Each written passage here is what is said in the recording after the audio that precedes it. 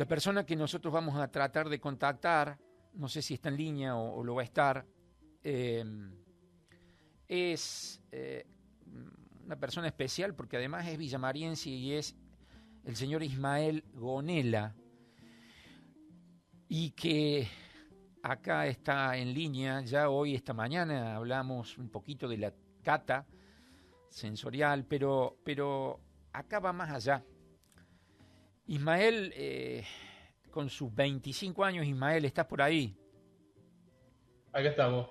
¿Qué tal? Buenas ¿Qué vas tardes. a estar hoy de mí? Un poquito más distendidos hoy, ahora digo, porque la columna es algo más rápida y de salida una impronta diferente. Digo, yo estaba haciendo una pequeña introducción porque cuando eh, recuerdo un libro en los estudios cursados de un nivel terciario, no tanto en la ingeniería que cursé, pero un autor que el libro es Bioquímica de los Alimentos, muy sencillo ellos, Schefter y Scheftel, en donde básicamente los introduce a los estudiantes en la bioquímica de los alimentos y menciona cada una de los tratamientos que por ahí puede recibir un alimento, o por qué no nos vamos más atrás y por qué no nos vamos más a la tierra, porque en realidad nos centramos, por mi expertise, en la ingeniería, en la tecnología de alimentos, pero por ahí tiene que ser en la ingeniería agronómica que viene más allá de lo que es el proceso, y hablamos de, de las tecnicaturas también, que son un poco más, de un perfil un poco más bajado a tierra, si se quiere, por estudiar las tecnologías, básicamente de base, tanto la agropecuaria como la agronómica o la gestión agropecuaria o en alimentos, en lechería y en todas las tecnicaturas estas que tienen que ver con la ciencia de nuestra tierra y nuestro cielo, si querés. Eh, yo creo que en el caso tuyo, y me atrevo a interpretar un pensamiento que no conozco, que conozco muy por apellido de tu madre y por ti, digo, está la visión un poquito más adentro de cuando vamos haciendo zoom y nos vamos metiendo con un microscopio, ¿por qué no con un microscopio electrónico y entrando cada vez más en profundidad en esta ciencia tan atrapante? La ciencia es atrapante ya de por sí, pero nos estamos metiendo ya en el núcleo. Imagínate todo lo que significa eso cuando hablamos de un ingeniero nuclear. A ver, yo la primera pregunta, además de que si querés presentarte nuevamente, porque siempre el público se renueva y nosotros tenemos también la posibilidad de brindar el 353-510-3210 como una línea de contacto permanente, un WhatsApp de la radio, eh, para que vos te presentes, pero un poco más, no digo formal, con una amplitud mayor a de esta mañana, porque esta mañana hacíamos referencia al reciente graduado o egresado de la ingeniería nuclear, digo, pero tenés otra experiencia y presentate un poco más allá de eso y qué estás haciendo hoy y qué querés lograr hacer y qué querés lograr de tu vida, así que dale marcha. Bueno, muchas gracias, Enan, por ese pie. Así que procedo. Como ya bien se dijo, soy Ismael Gonela. Me gradué el año pasado de ingeniero nuclear con orientación en aplicaciones del Instituto Van Benningson. Es un instituto que depende de la Comisión Nacional de Energía Atómica y tiene la gran ventaja de que los que estudiamos allí somos becados. Entonces podemos dedicarnos exclusivamente al estudio durante los 3 años que dura la carrera. Eh, yo actualmente me encuentro trabajando en el centro atómico, pero desde Constituyentes, en el grupo de análisis neutrónico, donde hacemos cálculos para distintos reactores, como pueden ser los experimentales propios de la comisión, como también hacemos software utilitario. O sea, son cosas que vendemos para hacer cálculos a otras personas. Pero lo que me subyace como algo más personal y que me atraviesa también desde como villamariense, porque nosotros sabemos que nuestra ciudad tiene una fuerte industria alimenticia orientada al agro y a los Así es. alimentos. es contar un poco sobre aplicaciones de las tecnologías nucleares o de la física nuclear a cosas de nuestra vida cotidiana o, ¿por qué no ayudar a perder ese miedo a la palabra radiación? Ayudar a hacer que eso esté más cerca de la gente. Ayúdanos, Porque, entonces. Digo, porque es lo que decís vos. Eh, Me parece que debe entender el que nos escucha cuán amigable es esto. Eh, También utilizándolo para los agroalimentos en general. ¿Qué experiencia tenés o no podés transmitir al respecto en ese rubro, al margen de que seguramente lo que ustedes hacen es mucho más amplio, más genérico, no solamente y tal vez para Argentina, sino que va más allá del país seguramente? ¿Qué nos contás en la aplicación que tiene para el agro, para las fábricas, para los laboratorios? Bueno, en general para los agroalimentos. A ver, ¿cómo nos podéis ilustrar en ese sentido? bueno, paso a contar un poco sobre eso entonces.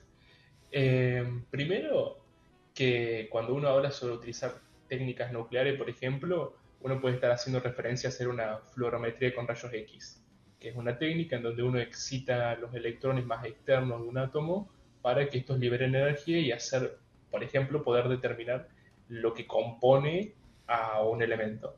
Eso te deja, por ejemplo, aplicado a los alimentos, poder detectar la presencia de metales pesados.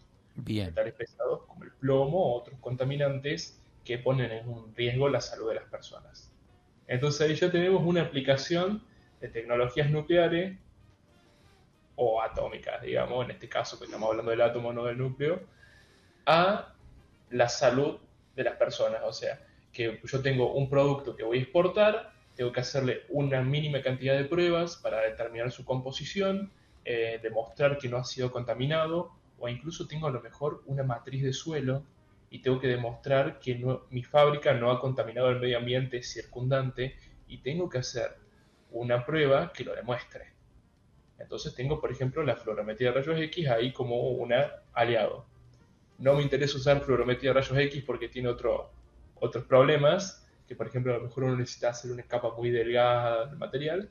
Bueno, tengo por ejemplo la espectrometría de masas acoplada con acelerador, donde lo que se hace es tomar una muestra, ionizarla, acelerarla y en relación a cómo esa muestra se curva, nosotros podemos calcular la relación masa-carga de esa muestra y en base a eso calcular cuáles son los componentes de la misma. Esas son cosas que se hacen tranquilamente en los laboratorios de Constituyentes y de Ezeiza, en la parte más química. cuando vos decís el suelo, en algún momento mencionaste el suelo y mencionaste el plomo, ¿qué pasa con la calidad del agua y con los tratamientos de agua o la potabilización? Digo, una de las, creo yo que de las posibilidades, no pues ojalá que nunca, ¿no? Pero la falta del agua para el hombre puede llegar, no digo a guerras, pero estar cerca de eso. El agua entiendo que es un recurso que se va a agotar o se va agotando, pero lo importante de esto es poder recuperar agua. Ejemplo, en las industrias de los alimentos hay aguas blancas que se llaman y que son la de los enjuagues o la de los lavados o la de los tratamientos o limpieza puntualmente de las instalaciones y de los equipamientos, que va a un sistema de circuito cerrado o no, o se tira o se recupera en parte porque en algún momento por alguna cuestión se elimina.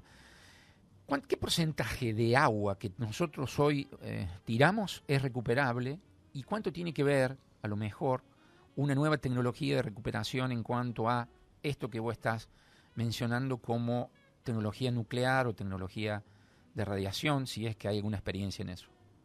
De hecho, no lo diría como algo para recuperarla, para tomarla, pero sí hay varios casos de fábricas de tratamiento de efluentes de vertido Bien, industrial con radiación.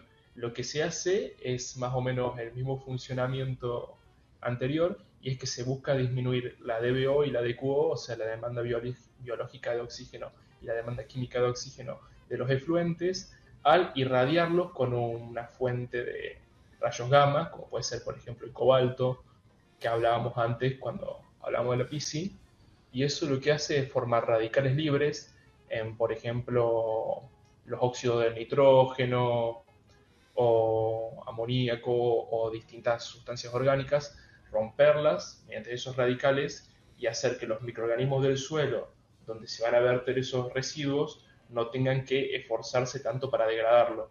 Está bien. Entonces, Está bien. No, digo, ¿cuántas cosas estás diciendo y que uno conoce nos familiarizamos? Pero el común de la gente, cuando vos dijiste, por ejemplo, PISI es recordanos. es la planta de irradiación semi-industrial que Bien. está situada en Ezeiza. Que esa tiene en cuánto tiempo ya. Y ya tiene unos 50 y tantos años funcionando. Y hoy está actuando y estuvo activa siempre, y lo que se logra allí puntualmente es que, Es, por ejemplo, garantizar la inocuidad alimentaria uh-huh, de distintos alimentos, también de tejidos que van a ser usados para trasplante. bien, Por perfecto. ejemplo, los huesos artificiales, creo que están hechos de Sí, titanio, sí. también se pueden irradiar con eso y está muy bueno. O sea que Ah, apuntamos también a la medicina, sí, sí, sí. apuntamos al agroalimento, apuntamos a la Bueno, farmacopea o farmacéutica o a en la... medicina tenés un montón de aplicaciones. Ajá, Yo mi tesis lo hice de eso. ajá. Eh, Qué Hay mucho impresionante, tema del tratamiento del cáncer, qué porque ahí impresionante. directamente no se busca tratar tanto con rayos gamma, que es más lo tradicional, porque los rayos gamma tienen una contra, y es que tienden a depositar su energía casi que al inicio de su recorrido, ¿no? Ujú, Entonces vos imaginate que vos tenés un tumor que está situado muy profundo en el ujú, paciente, ujú. vos estás irradiando las células que están al inicio, Claro, o sea, estás los irradiando tus rayos células gamma sanas. provienen de la bomba de cobalto, tal vez, por ejemplo. Exacto, exacto, exacto. Y Eh, yo me recuerdo la bomba de cobalto no por una cuestión, me parece, y no quiero equivocarme en mi memoria. Mi abuela materna tenía cáncer de mamas, iba al Hospital Nacional de Clínicas y la única posibilidad que había, que no existía una droga todavía, era bombardearse con cobalto, con gamma. ¿Puede ser que existiese? Estoy sí, hablando sí, sí, de sí, sí. más de 40 años atrás. Sí, sí, sí. Ahora, Y terminaba el tejido, la piel totalmente destruida en los inicios.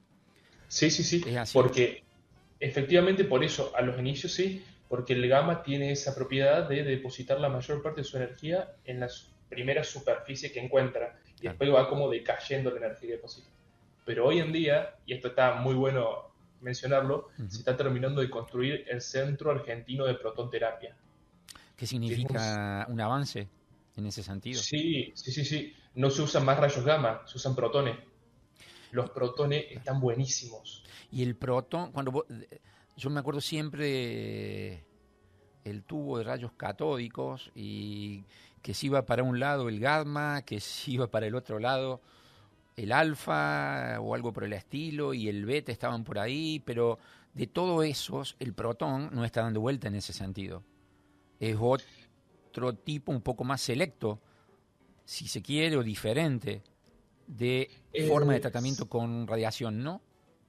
Sí, lo que se hace en los aceleradores, si no mal entiendo, es que se usa hidrógeno, porque el Ajá, hidrógeno, al fin y al cabo, es un electrón y un protón, y se lo ioniza y luego se lo acelera con un campo para irradiar al paciente en una determinada zona. claro, Lo que tiene muy bueno es que estos tienden a depositar casi toda su energía a una determinada profundidad.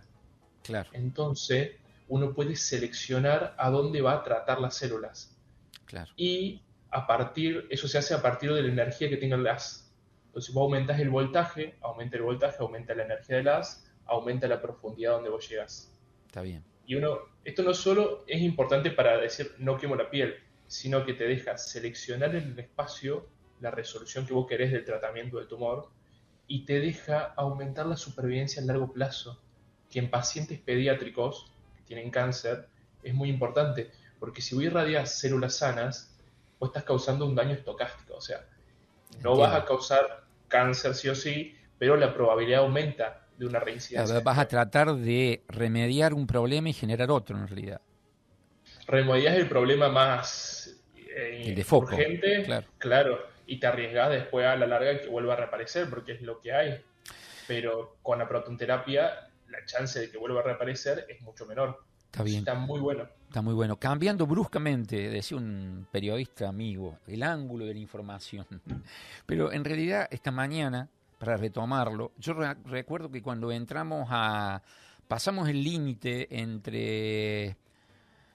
creo que entre San Luis y Mendoza, en el Desaguadero, aparece una fumigación, no sé si es una fumigación, porque me parece que no era una fumigación, era algo que hacían que fumigaban, pero que en realidad te decían que entrabas con el vehículo a la provincia de Mendoza o entrabas con el camión o con el micro y fumigaban las ruedas, las gomas, en algunos casos podrían llegar a abrir un baúl o algo por el estilo, pero básicamente era por la mosquita de las frutas. Pero no sé si era para generar mosquitas, porque creo que la acariciaban ahí en el desaguadero a las mosquitas. Sí, lo que la acaricia, ¿no?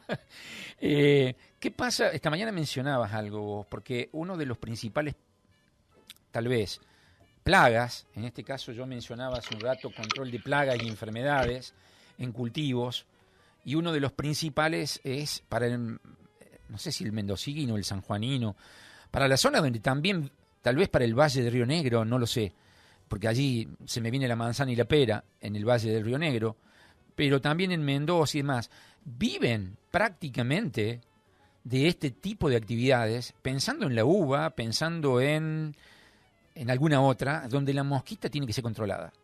Sí. Y la mosquita tiene que ser controlada no solamente en la materia prima, pero también en los productos terminados, o sea, en el producto que sale de ellos. ¿Qué nos decís solo que en eso? sale en el que vos entras a la propia provincia, porque si vos entras a algo a la provincia que no está controlado, vos tenés el riesgo de autocontaminarte vos. Eso es peligroso. Ajá. Y no solo, ¿Y qué significa? Que yo entro y soy el que lleva, el claro, portador, digamos. Claro. Te compras, no sé, exportaste, no conozco mucho cuáles son los mapas de exportaciones, ¿no? Claro. Pero imagínate que vos exportás naranja desde otro lado y, bueno, al revés, importás y te estás autocontaminando porque las naranjas esas no fueron tratadas. Claro. Y vos estás cuidándote de no mandar para otros, pero estás trayéndote para vos. ¿Y contaminada insecto. con qué decís? Con los huevos del insecto que después... Con los huevos. La naranja se contamina con los huevos y al margen de que ella viaje, esos huevos después van a dar la cría, digamos, y se va a reproducir Claro. el bicho, es así. Exacto. ¿Y la radiación, la radiación qué hace? No solo para las moscas y la fruta, Ajá. también para el mosquito del dengue. Ah, mira. Problema... ¿Qué hacemos con el mosquito del dengue que nos está volviendo loco? Va, todos los mosquitos nos vuelven locos, pero el del dengue peor. Irradiamos los machos. ¿Pero cómo sabes cuál es macho y cuál es hembra? Se separa, no le tocas, como así. No te podés fijar muy fácil. Claro. ¿Cómo hacen en el caso de... ¿Cómo es el tema ese, por ejemplo? Que no me imagino yo que capturás todos los mosquitos que hay en la superficie y vas buscándolo y los llevás y los guardás y estos son los machos y los paso por rayo, ¿o cómo es? No, lo que hacen es que directamente hay biólogos que crían mosquitos de la Aedes aegypti, que es el que transmite el dengue, pero el que te lo transmite es la hembra, porque es la que pica a los seres humanos. Los machos se alimentan de polen. Entonces, ¿qué hacen? Ellos los crían y separan en un estado larvario en donde pueden separarlos. No entiendo bien cómo lo hacen, son biólogos, pero bueno, ellos saben. Y irradian al macho. A esos machos irradiados se comportan exactamente igual que los machos salvajes que no han sido irradiados, pero son estériles. Claro. Entonces, son machos que no dañan. Claro. Eso es importante también, porque vos no querés liberar hembras. Vos liberás hembras y podés enfermar a alguien. Entonces tenés que asegurarte de que estás irradiando machos y estás liberando machos estériles. Entonces esos machos compiten contra machos salvajes, tratan de inseminar los huevitos, digamos, no sé bien cómo es el ciclo reproductivo, pero al hacerlo la población local disminuye un montón. Y es una técnica de control muy buena, porque como decías vos antes, hay como una falsa sensación de seguridad de que uno fumigando está matando al insecto, pero en realidad el insecto está en el lugar más recóndito de una casa, de Claro, una caja, o sea, está exactamente donde no le va a llegar nada. donde vos no lo vas a Los- encontrar, claro. Imagínate la gente que va fumigando así en las veredas de las casas, pero el mosquito está dentro del patio en el tazón de agua del perro. O sea, ni se va a enterar que lo está fumigando. Sí, esas fumigaciones municipales son nada, que en realidad, Y- ¿para qué? O municipales o de la calle, digamos. sí, sí, sí. Si Pasan se sin pena ni hace, gloria. ¿cómo es esto? Acá me tiran una pregunta. Si se hace en hembras, ¿cómo podrían enfermar a una persona? Hasta donde tengo entendido, el mosquito hembra es el que pica a la persona, transmite el virus y el virus es el que genera el dengue. La cuestión es que el macho se alimenta solo de polen, entonces no hay riesgo de que transmita el virus de una persona a otra. Acá el productor te quiere hacer una consulta porque yo voy a transmitir algo que no sé si está bien lo que voy a decir. ¿Cómo estás? Disculpa, mira, te estaba escuchando y recién dijiste, bueno, que se irradiaba el macho porque no se podía soltar una población de hembras porque podía enfermar a una persona. Entonces yo pensaba si tenía que ver con la irradiación, es decir, entiendo que si largas a las hembras, obviamente son las que van a terminar transmitiendo el dengue. Bueno, Ujú. pero el hecho de estar irradiado haría que la hembra pudiera pasar algo particular a la persona o no tiene nada que ver. No, para nada. No, Lo que haría es que la hembra sea estéril también, pero podría transmitir la enfermedad, claro. entonces no es conveniente. Perfecto, muchas gracias. Por Eh, nada. por ejemplo, suponte que acá estamos reunidos en este lugar, una mesa de biólogos, y te estamos escuchando, pero no tenemos la herramienta y queremos ir a buscar en algún lugar para generar la irradiación de los mosquitos. Pero tenemos un montón de mosquitos encerrados en la habitación. Eh, ¿Cómo, qué hago? ¿Dónde compro? ¿Dónde instalo? ¿Cómo accedo a la herramienta para hacer la irradiación? Bueno, hay muchas formas de hacer la irradiación. Hay irradiadores que son, por ejemplo, autoblindados, o sea, son unos tanquecitos chiquititos donde se irradia. Hay aceleradores para hacerlo. O hay el método que se utiliza, por ejemplo, en la PC, que es con las fuentes de cobalto también, que las produce Diositec. Si no entiendo mal, esto está bueno para nuestra provincia. Creo que se cosechan desde la central nuclear de Embalse. Eso te iba a La- preguntar, digo, si yo voy a la central atómica de Ezeiza, no es vendedora de esto. no, de cobalto no. De cobalto Puede no. ver a futuro cuando esté el RA10, que es un reactor que se está trabajando para terminar de construir en Ezeiza, Lo puede eh, hacer. no, eso No, no, pero van a vender un montón de cosas, un claro. montón. Van a vender molibdeno, iridio, que el iridio está bueno para, por ejemplo, hacer gamografías en tuberías, por ejemplo, de petróleo. O sea, va a haber un montón de radionucleidos que se van a poder vender para aplicaciones industriales cuando eso esté Y terminado. yo decís, bueno, yo quiero, vuelvo a lo de los biólogos que no nos ha convencido todavía, ¿dónde vamos a comprar la herramienta? Que puede ser seguramente un distribuidor o algo por el estilo que lo haga, que lo venda, pero vos me decís Embalse. Embalse es una central nuclear, Claro, de pero de embalses lo que Embalse, hacen sí, es que se cosechan unas barras, ajá, no tengo bien entendido cómo es el proceso, eso lo hace Diositec, Diositec se lo vende a la PISI. O sea, hay bien, como un serie de pasos de eso acá y acá. bien. Yo creo que lo que sería más prudente, si hubiera un grupo de biólogos que lo quieren hacer, es que contraten el servicio en la PISI y de ahí sean asistidos por la gente que sabe la papa de cómo hacerlo. Eh, O sea que el biólogo o los biólogos buscan no solo a la herramienta física, sino que se debería buscar a la persona que está formada para llevar adelante el tratamiento. Y cuando ves Spisi es allí en Ezeiza, claro, claro. Y eso sí es un servicio que ofrece el centro atómico, ¿o no? sí. Sí, Sí, sí, bien, sí, sí, es un servicio que se ofrece a empresas distintas, sí. bien. Eh, Hay algo que es muy común en el mundo nuclear, es que hay veces vos tenés una instalación y la instalación es proveedora del servicio de irradiación. Claro. Entonces, nada. no es tan raro. ¿Tenés alguna información o en este trayecto de tu carrera de qué nos pasa a las personas cuando estamos vinculados a procesos de este tipo? No porque consumamos un alimento que haya sido irradiado, porque, no sé, el brote de la papa, no quiero quiero salvar papas brotadas y consumo eso, sino el que esté en contacto con más cercano a un generador de radiaciones. Hoy eso es fácil de administrar, es complicado, es para temer, comentanos un poquito de eso, porque por ahí todavía sigue siendo algo que no está difundido y no veo yo en el diario o en los diarios o en los medios una nota que hable de este tema, por ejemplo. No, es que es bastante común en realidad. Toda la gente que trabaja con fuentes de radiación,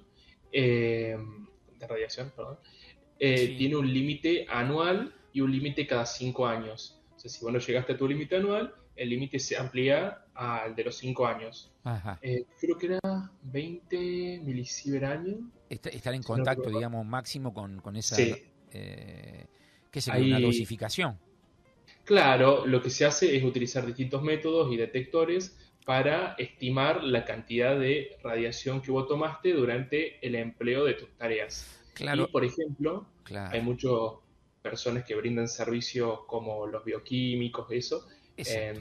servicios así de medicina radioquímica, digamos, y tienen dosímetros en los dedos. O sea, es como una especie de anillo, que es un detector también. Eso después como que se revela en una especie de máquina y se calcula la dosis que esa persona recibió en las manos a Eh, partir de esa pe- dosis. Sí. Pensamos en un centro donde hace radiografías con rayos X Ujú. o hace tomografía. No, tomografías son. Tenés la SPET y la PET, que es ¿Cuáles son la las que single, están funcionan a través de radiaciones? La claro, la X, single photon emission tomography el y tomógrafo. la positron emission tomography. Exacto. Ambas funcionan también bajo principios nucleares, donde lo que se hace es que se coloca una molécula orgánica que está radiomarcada, o sea que tiene unida Ujú. un nucleido radioactivo, que eso lo que tiende es a decaer, decaen emitiendo rayos gamma de distintas energías, dependiendo de cuál método de tomografía estés hablando. Eso se capta con un detector que está o alrededor de la persona o que se mueve o que es planar, depende de qué técnica de tomografía, ¿no? Claro, digo, pero esas personas que administran el equipamiento o que son Sí, sí, sí, se les asistentes, controla la dosis que reciben. claro, deben Eh, controlarse también con algo que debe estar sí, sí, nomenclado o no cualquiera puede hacer no, ese para nada. control, ¿no? Están los límites puestos por la Autoridad Regulatoria Nuclear, que es la ARN, la Ujú. que regula las centrales y todo este tipo de instalaciones.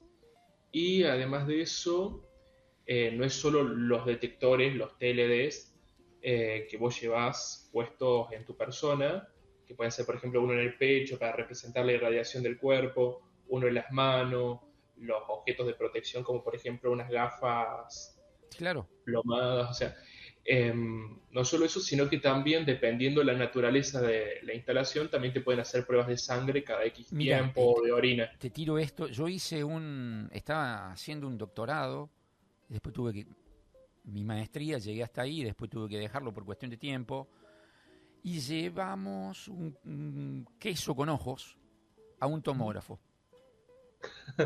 Qué loco. Tuvimos que pagar una orden para que atendieran el queso con ojos, porque la idea era ver cómo estaban los ojos ubicados sin romper el queso, porque nadie quería destruirlo. Claro. Uy, te voy a contar algo que te va a encantar Esas entonces. imágenes yo las tengo guardadas, las llevamos, no me acuerdo dónde, son espectaculares. Y cómo se ve, y las dimensiones, y lo das vuelta, pero no das vuelta el queso, vos das vuelta la imagen. Es impresionante lo que se ve. Entonces ahí no tenés que destruir el queso, no tenés que cortarlo, nada, y lo ves. ¿Y qué nos querías contar? Viste que yo te hablaba del RA10, que es el reactor que se está construyendo en Ezeiza. ¿Cómo se llama? Eh, RA10. RA10, reactor que tiro Vos lo 10. decís muy rápido, yo no tengo ni la menor idea, ni imagino lo que debe ser eso. Eh, hay algo muy útil de eso y es que se está construyendo también a su vez un laboratorio acoplado al R10 que saca neutrones para usarlos para hacer neutrografías y otros tipos de técnicas neutrónicas para hacer experimentos y determinar cosas. ¿Por qué es interesante una neutrografía? Porque Sí, vos eso. escuchás neutrografía y Digo, vos porque pensás en nosotros estamos tomografía también. metiéndonos, para los chicos que están en el secundario, estamos metiéndonos adentro del átomo. Ujú. Entonces tenemos electrones, protones y neutrones. Estamos adentro del átomo. Vos estás trabajando adentro del átomo, ¿o no es así? Sí, en realidad estos neutrones se originan del proceso de la fisión del uranio. De la fisión Cuando del el uranio. uranio, que es un núcleo muy grande, uno de los núcleos más grandes que hay en la naturaleza, se fisiona, produce un montón de partículas chiquititas dentro de las cuales se hallan los neutrones, Bien, que son los que se utilizan para mantener la reacción en cadena andando. Eh, impresionante. lo que se hace es moderar o bajar la energía de los neutrones que nacen por la fisión a un determinado grupo de energía Está. y eso se saca en un haz Ujú, y se pueden utilizar para distintos experimentos. ujú. Pero ¿por qué está bueno usar neutrones para hacer una tomografía Ajá. o una neutrografía? Ujú. Porque lo que vos ves con una tomografía suelen ser los materiales que interactúan mejor con los fotones, que son las partículas que componen a los rayos X o a la luz. Estos suelen ser elementos que tienen un alto número atómico, porque tienen eh, capas de electrones muy, muy grandes. Claro, entiendo. Entonces, lo que hace el fotón es interactuar con esos electrones más externos. Pero eso O se sea, está usando como tecnología en algún lugar en sí, la Argentina. neutrografía sí, Sí. en varias partes del mundo. Pero en Por Argentina, ¿hay un ejemplo, lugar puntual o en cualquier lugar, cualquier clínica, cualquier instituto? No lo sé. todavía está en una etapa medio Ah, experimental ok. en el RA3, que es otro reactor argentino, que también está situado en Ezeiza, que lleva situado en Ezeiza creo que desde el 60, más o menos, desde Mirá todo 1960, lo que que es hacemos donde los se argentinos. produce el tecnecio que se utiliza en los hospitales, el tecnecio 99, para hacer las SPEP, ¿Qué es eso? es las tomografías por emisión de un solo fotón. Todo el tecnecio que se consume en el país se produce ahí. Eh, cuestión, ahí se están haciendo las pruebas para cuando ya esté terminado el RA10 poder hacerlo mejor. Pero la cuestión es que con lo que interactúa el fotón es justo con lo que no interactúa el neutrón. Entonces, si vos generas imágenes con fotones y con neutrones, podés ver todo. Porque vos podés poner una imagen sobre la otra y decís, ah, mira, justo lo que no me estaba mostrando el fotón, me lo está mostrando los neutrones. Por ejemplo, vos si pones plomo, el plomo te blinda los fotones. ¿Por qué? Porque tiene un montón de, o sea, es un núcleo grande, pesado, tiene un montón de electrones, te blinda los fotones. Brindar significa que los encierra, los atrapa a eso. Claro, o sea, disminuye la intensidad de las incidentes, entonces vos no llegás a ver nada. Claro. Eh, y nada, eso. Es muy Eh, interesante las imágenes que se pueden en conseguir. conclusión, uno estaría hablando en esta mesa del tema, pero por ahí no quiere irse muy, muy lejos. Yo lo único que te digo es que después nos encontraremos seguramente más adelante con otras ideas que venimos hablando y algunas fotos que me has pasado y alguna que me irás a pasar y todo eso digo, pero por ejemplo dice, me quedo con dos cosas después de esta entrevista para ir cerrando. Con una que dice, seguridad alimentaria mejora la inocuidad de los alimentos, dice acá una frase, leo, ¿no? Al eliminar o inactivar los microorganismos patógenos. Hay un tema ahí que yo lo voy a dejar picando acá, porque en realidad inactivar no es lo mismo que eliminar. Inactivar estoy, pero me hago el que no estoy, y eliminar y me matan directamente o me sacan. Y hablamos de microorganismos. Digamos, es muy fácil decir todo esto. Me imagino que debe haber algo tan sencillo detrás de esto, pero no es fácil hacer entender al común de las personas que yo puedo eliminar o inactivar un microorganismo. O sea, o lo elimino para siempre, digo, lo mato, o lo inactivo y en algún momento puede volver a hacer de las suyas. Pero bueno, lo dejaremos para la próxima. Yo lo único que digo acá, y lo reflexiono con vos, bajando más al común de los pensamientos que en algún momento seguramente se te habrá pasado por la cabeza, cuánto que tenemos los argentinos la puta madre lo digo de esta manera. ¿Cuánto hay que no sabemos y que tenemos que dar a luz de esa forma? Dar a luz, sacarlo, dar a luz es sacar algo naturalmente con mucha fuerza, como esto, como tú, madre que tanto luchó contigo para llegar a esto, y cuánta gente como vos y como nosotros merecemos y necesitamos saber que esto existe, y cuánto argentino hay detrás de esto para el bien común, para el bien. Bueno, yo quiero dejar ese mensaje, básicamente. Totalmente de acuerdo. Si vos querés agregar algo, y si no, cerramos la entrevista acá, si no, ya está la persona también del equipo que va a seguir, que es nutricionista, y que estamos ya con su columna, pero que seguramente algunas consultas le iré a hacer de estos alimentos irradiados que estamos hablando, y que me hace cara, dice, porque de alimento irradiado no sé mucho, yo tampoco, pero de irradiación la vivimos permanentemente cuando vos te vas a hacer un estudio a un lugar. Así que imagínate. Sí, con rayos X totalmente. Danos tu pensamiento muy fuerte, pero como sos vos, que creo que es muy tranquilo para expresarte, como para que la gente se convenza de que hay mucho por delante en Argentina. Y Argentina es un país que tiene una tradición de tecnología y de ciencia muy larga, incluso habiendo pasado por periodos muy duros para la economía, la ciencia y la tecnología. O sea, incluso así ha seguido haciendo cosas, ha seguido sacando satélites, ha seguido dando a luz a empresas.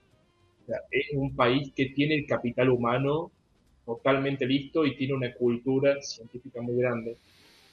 Y que seguir haciendo y seguir tratando de hacer ciencia y tecnología que sea para el servicio de la sociedad. Sobre todo si hablamos de lo nuclear, tiene que ser algo que sea seguro y al servicio de la sociedad. Bueno, Ismael, queda muy claro lo que estás diciendo, te agradecemos mucho tu participación, seguramente ya nos contactaremos, yo no te dejaré de jorobar por el WhatsApp o en alguna llamada. Te despedimos, nos encontraremos la próxima, muchas gracias. Un abrazo, Hernán, muchas gracias por su tiempo. Gracias. Saludos a todos. Gracias.